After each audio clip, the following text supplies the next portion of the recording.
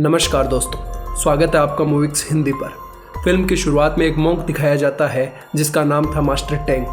वो इंडिया से कुछ होली स्क्रिप्चर लेकर चाइना की ओर जा रहा था। उसकी जर्नी में मंकी किंग सन वुकोंग, बेजी और शाह उसके साथ थे।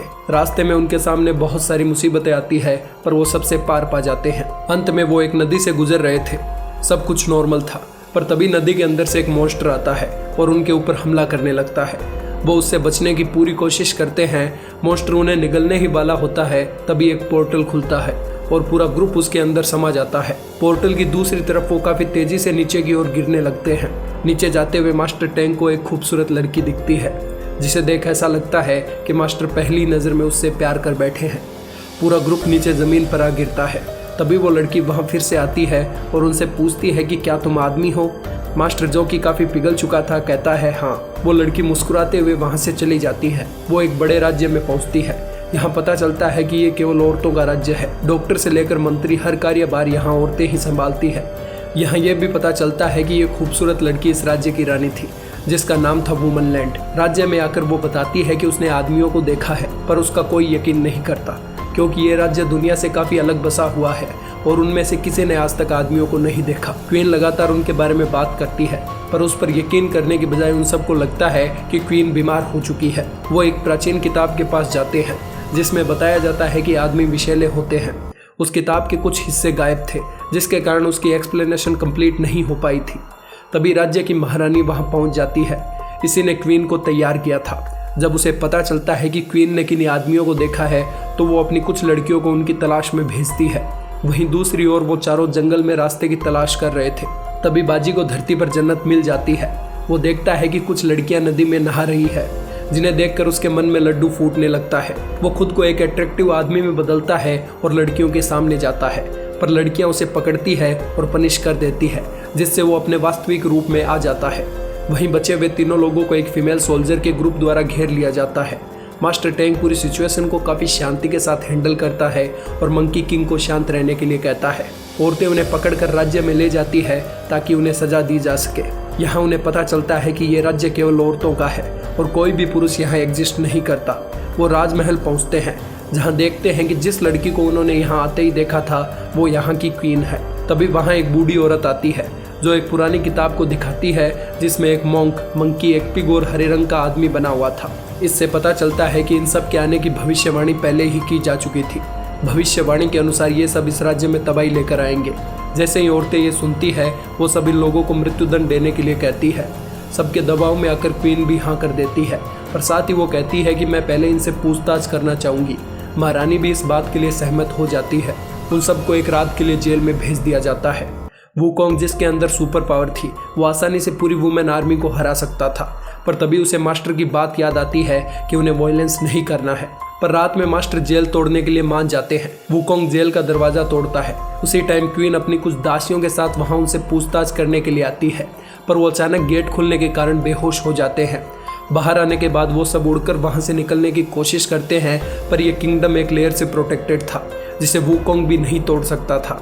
उन्हें वहां से निकलने का कोई रास्ता नहीं मिलता, तो वुकोंग कहता है कि उन्हें जाकर क्वीन से मदद मांगनी चाहिए, क्योंकि वो एकमात्र है जो उनकी मदद कर सकती है। वो सब वापस जेल में लौटते हैं। थोड़ी देर बाद क्वीन और उसकी सर्वेंट्स उठती है। क्वीन मास्टर से सवाल करती है। बातचीत के दौरान क्वीन बताती है कि वो उसे बहुत पसंद करने लगी है।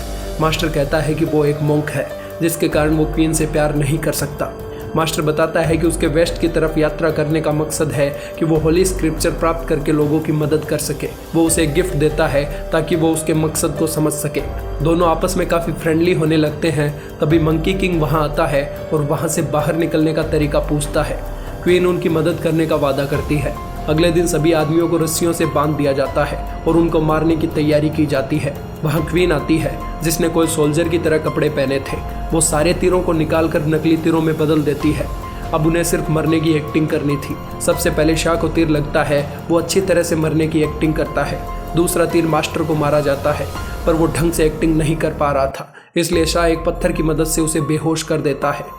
जब लास्ट में बाजी की बारी आती है, तो उसके समय तीर बदल दिए जाते हैं, क्योंकि बदसूरत आदमी होना और भी बड़ा क्राइम था। उसके ऊपर तीर बरसाए जाते हैं, पर अपनी पावर्स के कारण वो इतनी जल्दी नहीं मरने वाला था। महारानी के ऑर्डर के अनुसार उन्हें फेंक दिया जाता है। सब कुछ क्वीन की प्लानिंग के अनुसार चल रहा था।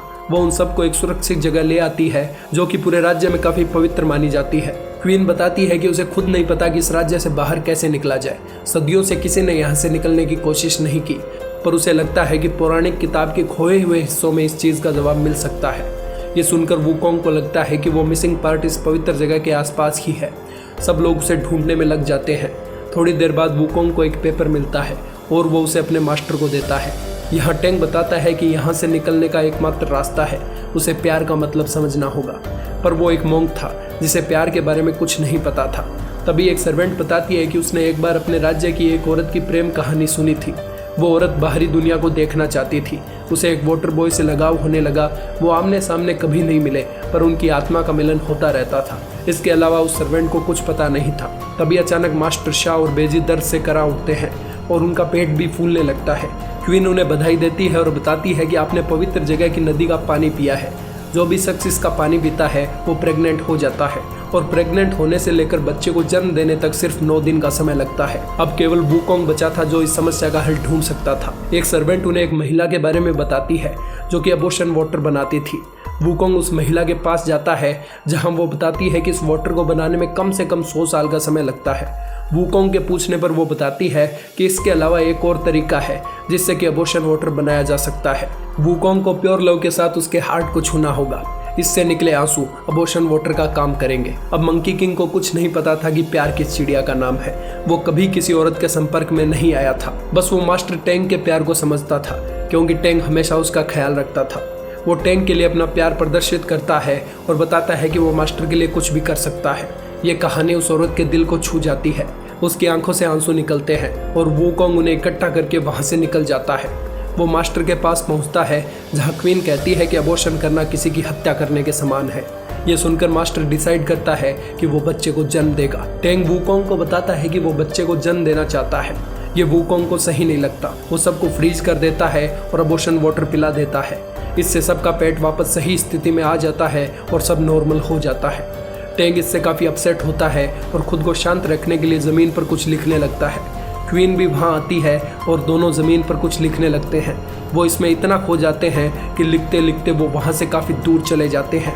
उनके ऊपर महारानी की नज़र पड़ जाती है। टेंग को फिर से गिरफ्तार कर लिया जाता है और समुद्र के किनारे ले जाया जाता है।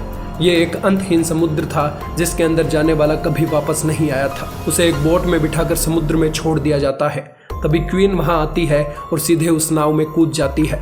थोड़ी देर में बोट वहां से दूर चली जाती है और पूरी तरह कोहरे से घिर जाती है। दूसरी ओर महारानी काफी हताश हो जाती है क्योंकि उसे लगता है कि बिना क्वीन के वुमनलैंड तबाह हो जाएगा। वो सीधा वुकोंग के पास जाती है और घुटनों के बल गिरकर क्वीन को बचाने के लिए कहती है। वुकोंग उन्हें ढूंढने के लिए निकल पड़ता है। ये एक अंतहीन समुद्र था।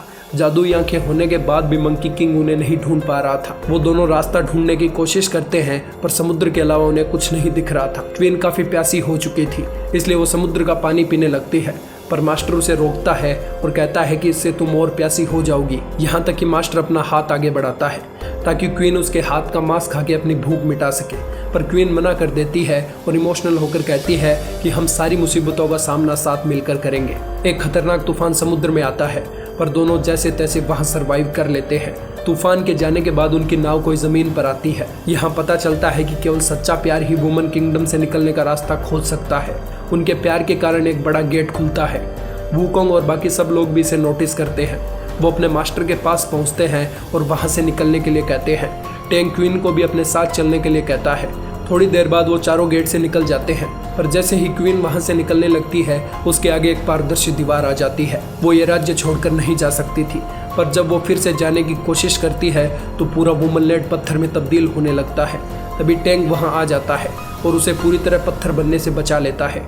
क्वीन बेहोश हो जाती है। वहीं उस वाटर बॉय को भी ये गेट दिखता है और वो वुमन किंगडम में घुस जाता है। वहीं महारानी जिसने क्वीन को पाला था अपने पास्ट को याद करती है, जहां हमें पता चलता है कि पिछली रानी ने एक बच्चे को इसे सौंपा था और कहा था कि इसकी परवरिश काफी अच्छे से करना। यहाँ हमें यह भी पता चलता है कि जिस महिला को वाटर बॉय से प्यार हुआ था वो खुद महारानी थी, पर क्वीन की जिम्मेदारी संभालने के लिए उसने वाटर बॉय से अपना रिश्ता खत्म कर लिया। टेंग कुछ दिन के लिए उसी राज्य में रुकता है ताकि क्वीन पूरी तरह सही हो सके। उसे वहां की देवी मिलती है जो कि बताती है कि तुम या तो अपने प्यार को चुन सकते हो या पूरी दुनिया की भलाई के लिए काम कर सकते हो। वहीं दूसरी ओर क्वीन की हेल्थ के लिए एक रिचुअल परफॉर्म किया जा रहा था। तभी अचानक वहाँ वाटर बॉय आता है। उसने इस पल के लिए 20 साल इंतजार किया था। वो महारानी के पास आता है और अपने प्यार का इजहार करता है। महारानी एक बार इमोशनल होती है, पर अभी भी उसे अपने राज्य की जिम्मेदारी संभालनी थी। महारानी वाटर बॉय के प्यार को ठुकरा देती है। इससे वाटर बॉय काफ़ी गुस्सा हो जाता है और पूरे किंगडम को तबाह करने की ठान लेता है। सबसे पहले वो क्यून को किडनैप करता है, पर मंकी किंग उसे बचा लेता है। वाटर बॉय राक्षस में बदलने लगा था। वूकोंग शा और बेंजी उसे रोकने की कोशिश करते हैं, पर सब नाकाम रहते हैं। वो पूरे राज्य को तबाह करने लगता है और सभी औरतें पानी में गिर जाती है। ये देख मास्टर, जो कि खुद पानी में था, ध्यान लगाता है और भगवान बुद्धा से मदद मांगता है। उसकी प्रार्थना सुन बुद्धा प्रकट होते हैं और सभी औरतों को डूबने से बचाकर वाटर बॉय को सजा देते हैं। इसके बाद मास्टर अपना डिसीजन ले लेता है। वो प्यार को छोड़ दुनिया की सेवा करना चाहता था। क्वीन भी उसके फैसले का सम्मान करती है और चारों फिर से अपने सफर पर निकल पड़ते हैं। इसी के साथ फिल्म खत्म होती है। अगर आपको हमारी एक्सप्लेनेशन पसंद आई हो तो सब्सक्राइब करें हमारे चैनल मूविक्स हिंदी को। धन्यवाद।